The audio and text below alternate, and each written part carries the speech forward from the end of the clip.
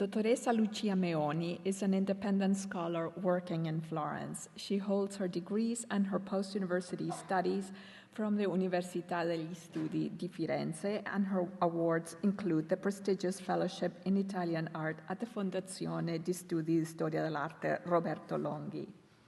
The early part of Dr. Meoni's career was mainly dedicated to the study of Italian paintings, of which her most significant publication is her book San Felice in Piazza a Firenze, published in 1993. Since the late 1990s, Dr. Meoni has ranked among the world's leading specialists of Renaissance and Baroque tapestries. Dr. Meoni's magnificent research on the tapestries designed by Bronzino was fundamental to us in writing our catalog for the Metropolitan's present exhibition, The Drawings of Branzino. From 1986 to 1995, Dr. Meoni worked in collaboration with the Soprintendenza Speciale per il Polo Museale Fiorentino, cataloging and reordering the vast tapestry collections of Florence. She discovered numerous new documents in the Archivio di Stato of Florence and the archives of the Guardaroba Medici. In 1998, she began to publish a complete corpus of the Medici tapestry collection. The first of these books was entitled La Manifattura Medicea da Cosimo I a Cosimo II. The second volume, La Manifattura all'epoca della Gran Duchessa Cristina di Lorena e Maria Maddalena d'Austria, la direzione di Jacopo Ebert van Asselt, was published in 2007. She has also authored numerous articles and has been a major collaborator in various international loan exhibitions in Italy and abroad. I will highlight here Dr. Meoni's role as a contributing author to the two great tapestry exhibitions organized by the Metropolitan Museum of Art, Tapestry in the Renaissance, Art and Magnificence in 2002, done by our director Thomas Campbell, and Tapestry in the Baroque, Threads of Splendor in 2007, also done by Tom Campbell. In 2008, she organized the exhibition of Palazzo Pitti and published the accompanying catalog, La nascita della razzeria Medicia, dalle botteghe dei maestri fiamminghi alla manifattura ducale dei creati fiorentini.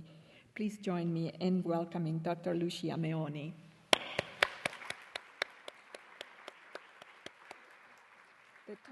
The title of her talk is Medicean Tapestries by Bronzino, Designs and Cartoons. Thank you, Carmen. In August 1545, Cosimo I de' Medici founded the Florentine Tapestry Works, opening two separate workshops for the Flemish weavers Jan Rost and Nicolas Karker under the supervision of Pier Francesco Riccio, the Duke's first secretary or maestro di casa. From the beginning, Bronzino worked for the manufacturer as the artist of the preparatory drawings and cartoons for the tapestries. The first tapestry that was produced, the Portiere of Dovizia or Abundance, was woven by Rost on Bronzino's design and cartoon. A portiere is a tapestry that covers a doorway. This one, a trial piece, was presented to Cosimo for his approval in December 1545.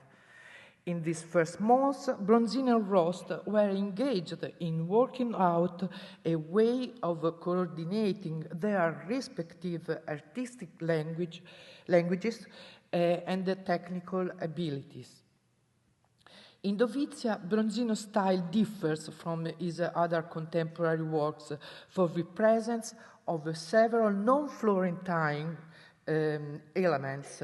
For example, the view of the portico looking out on a garden, which records the near-contemporary tapestry of the gardens from Metamorphosis series, woven in Ferrara on cartoons by Battista Dossi.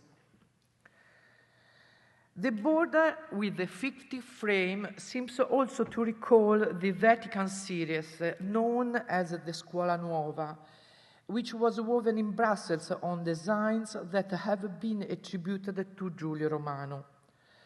Therefore, Bronzino strove to adapt his style to other examples of Italian and European tapestries, because the newborn Florentine tapestry enterprise was consciously inspired by Northern European examples, and Cosimo also planned to send the Dovizia to Flanders to be evaluated.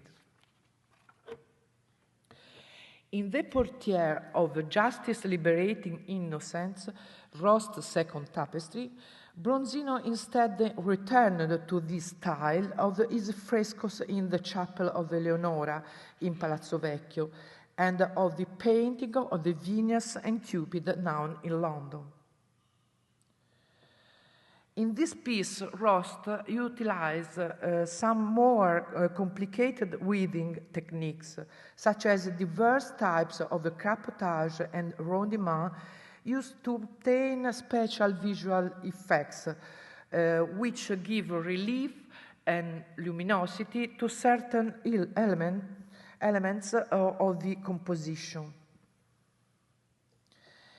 In the preparatory drawing, the composition is the mirror image of the tapestry, such as is always the case with examples that were to be used for weaving on a low warp loom.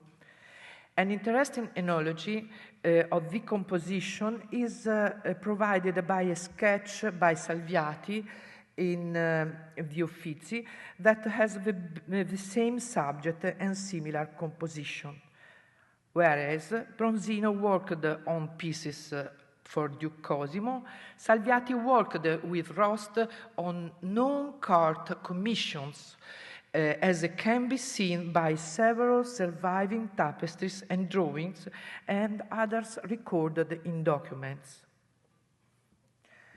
It is not unusual then to find correspondences between the subjects that Bronzino and Salviati were working on, because they were collaborating with the same weaver, Jan Rost. About a month after Justice Liberating Innocence, Rost consigned another portiere with an allegory of spring, which again was based on a Bronzino cartoon. The two tapestries were conceived as pendants and have identical borders with the Medici and Toledo arms. Justice Liberating Innocence is an allusion to the just government put in place by Cosimo after his tyrannical predecessor Alessandro, whereas spring might be interpreted as a reference to the Medici Golden Age and perhaps the springtime birth on air the fixture Francesco I. However, Bronzino's most important contribution is his work for the series depicting the Joseph story, the absolute masterpiece of the first 8 years of the Medici Tapestry Wars. Made for the Sala dei Duecento in Palazzo Vecchio, the subject matter was a metaphor for the exile of the Medici from Florence and their triumphal return. Right from the beginning, Bronzino was probably commissioned to provide the cartoons for this series, for which he first conceived the design for the borders. The cartoon for the borders would have to have been made in conjunction with the cartoon of the first scene to be loomed. Bronzino provided the preparatory drawings for 16 tapestries, and most of those cartoons, whereas 3 other designs were made by Pontormo and one by Salviati. In the first tapestry made for this series, Joseph in Prison and the Pharaohs Banquet, woven by Rost on Bronzino's cartoon in 1546-47, the representation of the court overshadows the biblical story.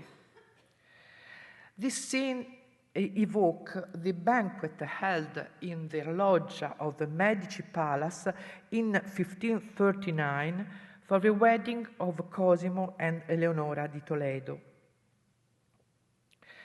As we know it from the description of the member of the Accademia Fiorentina, Pierfrancesco Giambullari, who is here depicting whispering in the ear of Cosimo, himself shown as the Pharaoh. The man wearing red is another member of the Academy, Giovan Battista Gelli. He composed verses sung at the wedding by a musician dressed as Apollo, also depicted in the tapestry. In the center is the Duchess Eleonora as the Pharaoh's wife. She is dressed in Spanish manner and has the then fashionable blonde curls. The pearl necklace with pendant is the same as the one acquired in Venice by Cosimo as a nuptial gift. Completing this depiction of the actual life at the Medici court is the dwarf Morgante.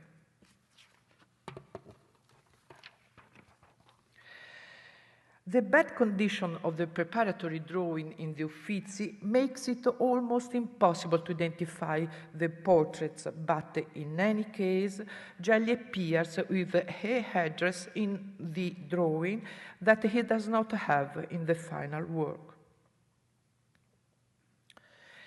Bronzino provided both the drawing and the cartoon for the tapestry on the sale of grain to Joseph's brothers. The tapestry was meant to surround the doorway that went into Cosimo's quarters. On its right side was to hang Joseph taking Simeon hostage. In May 1548, Raffaellino del Colle came to Florence to work as Bronzino's assistant, painting the cartoons for the Joseph series. Before his arrival, Bronzino probably had already drawn the scenes for some of the tapestries, which were not only woven some years later. This is the case of two preparatory drawings which, as Carmen Bambach proposed, have the same style and technique of the artist's studies for the above-mentioned portiere of justice liberating innocence. The first is the drawing, today unfortunately divided into three pieces, for Joseph recounting his dream of the sun, moon, and stars, woven by Rost in 1549. In the fragment with the 11 stars bowing to Joseph is indicated the form of the entryway to the Sala dei 200, where the tapestry was to hang. The other preparatory drawing, which Bambach dates to the first years of the tapestry works, is that showing the meeting of Joseph and Jacob in Egypt for the tapestry woven by Carquet some years later. The inaccurate rendering of the tapestry of the proportions of the figures with respect to this drawing might be because Raffaellino executed the cartoon. As for all the cartoons of this series, this one does not survive, so it is not possible to be sure.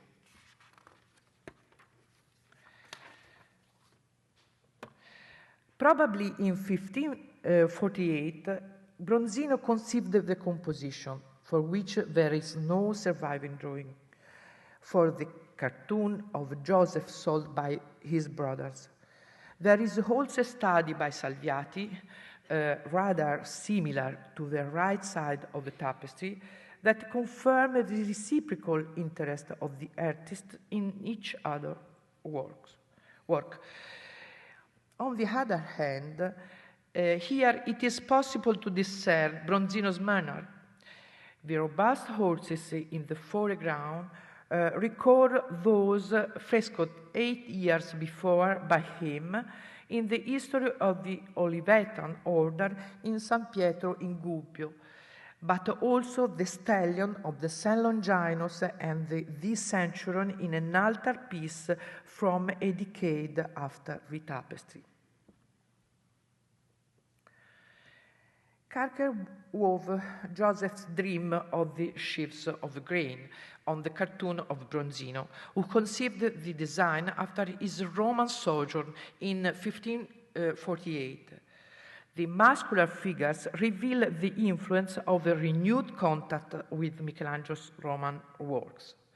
Nevertheless, the figure of Joseph is very close to Salviati's drunken youth, taken from the central section of a drawing of an allegory of autumn for a no longer surviving tapestry.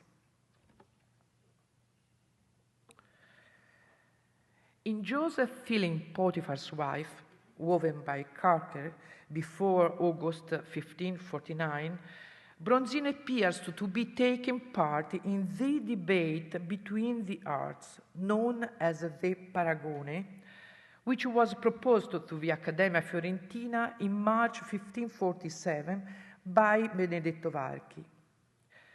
Bronzino's response to Michelangelo's affirmation of the primacy of sculpture. The fiction of a room furnished with a tapestry with grotesques in a tapestry, in other words, a tapestry in a tapestry, as well as the gilt statues and the lunettes with the bas-reliefs depicting the loves of the goats, represent a compendium of counter-arguments made by Bronzino in favor of painting. The drawing is in a very poor state, and its attribution is also much discussed. It was Craig Hugh Smythe who proposed Bronzino because of the refined accuracy of the modeling with his morbid sfumature.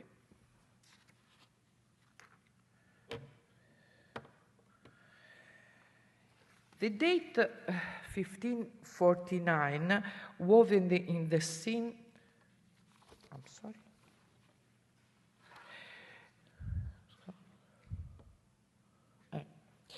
The date 1549, woven in the scene of the banquet of Joseph for his brothers, is a reference to the conclusion of Bronzino's cartoon, whereas Parker's tapestry is of a few years later. The central staircase in the tapestry recalls Christ before Herod, frescoed by Bronzino's master Pontormo for the Chapter House of Galluzzo.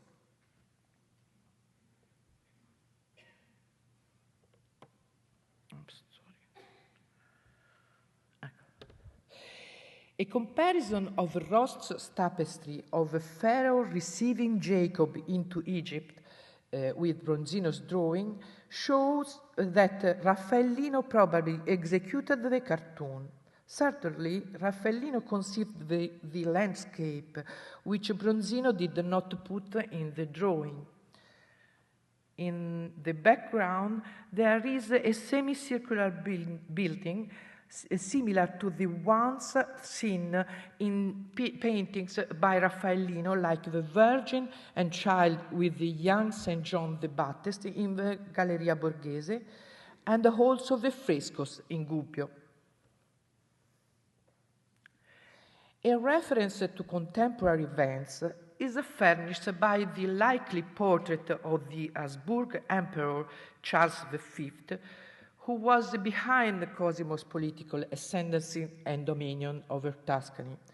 The person with the feathered red hat looking toward the spectator recalls a portrait of the emperor in Paolo Giovio, published in 1575. In Bronzino's preparatory drawing for Benjamin received by Joseph, Joseph has an intense expression and his neck an exaggerated twist. These refinements are not reproduced in the tapestry. Raffaellino, who left Florence at the end of 1551, probably made the cartoon for this tapestry woven by Parker. It is not possible to indicate a precise dating for the other tapestries designed by Bronzino, for which we know of no surviving preparatory drawings. From the reports provided by Rost and Parker to Cosimo's Guardaroba, they were produced between 1549 and 1553.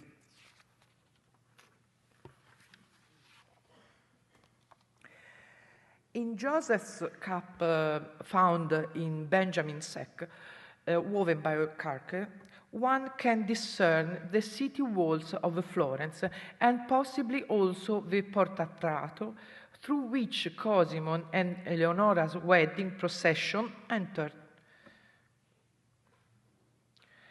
On the back left side is possibly the portrait of the Cosimo's first secretary, Pierfrancesco Riccio, whom Bronzino had already portrayed in the crossing of the Red Sea in Eleonora's chapel. And on the back right side, perhaps we have Cosimo Bartley, a noted member of the Academy who was close to the Duke. This is suggested by comparison to a print of 1564, although we have to consider the fact that he was almost 15 years younger at the time of the tapestry. Raffaellino del Colle, before leaving Florence at the end of 1551, probably made the cartoon from Bronzino's design for Joseph, revealing himself to his brothers and dismissing the Egyptians. The only tapestry in which critics have recognized the style of Raffaellino is Joseph pardoning his brothers, woven by Parker.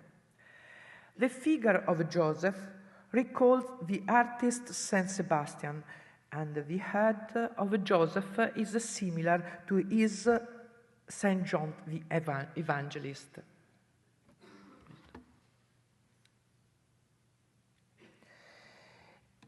However, the richness of the setting and the depiction of the materials and the finely wrought details are based in Bronzino's manner. The same sumptuous setting can be found in Parker's Jacob blessing the sons of Joseph, which recalls the magnificence of 16th century Brussels tapestries like the stories of Tobias, which were in Cosimo's possession. The mother, seated with her son on the right, recalls another mother in the Massacre of the Innocents from the Vatican series that I mentioned at the start.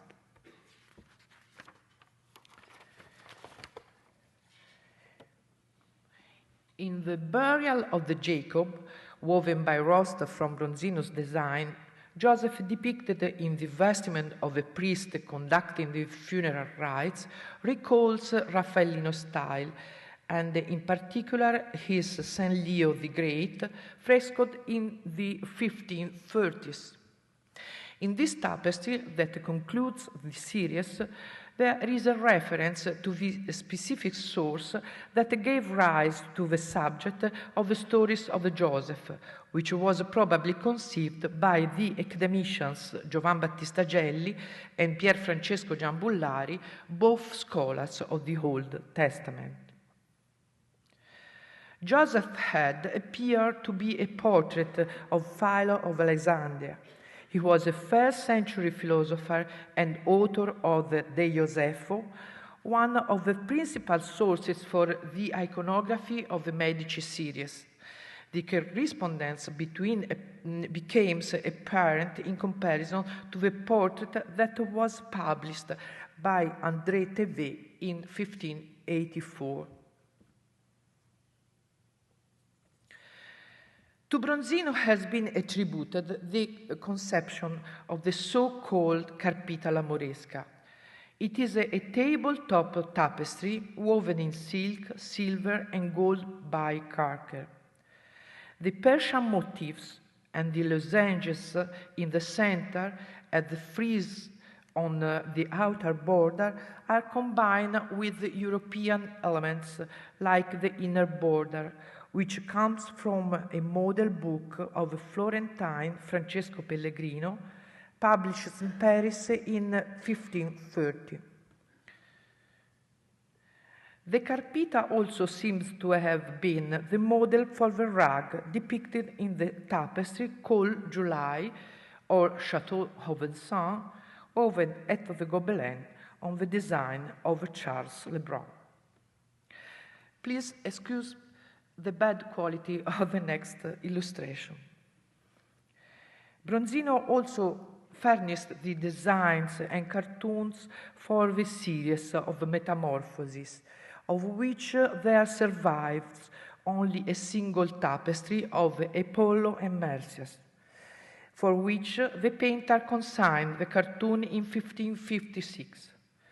The border depicting draperies, putti, fish, and cornucopia with vegetables will serve as a model for Bronzino's pupil, Alessandro Allori, and his designs and cartoons for the future Medici tapestries. This tapestry was the first of four tapestry woven in manufacture under the new ducal administration, which took over in 1554. In this new phase, the so-called Creati Fiorentini began to work. That is, the weavers who had trained in the workshops of Rost and Parker. This was the last series for which Bronzino painted cartoons. Thank you.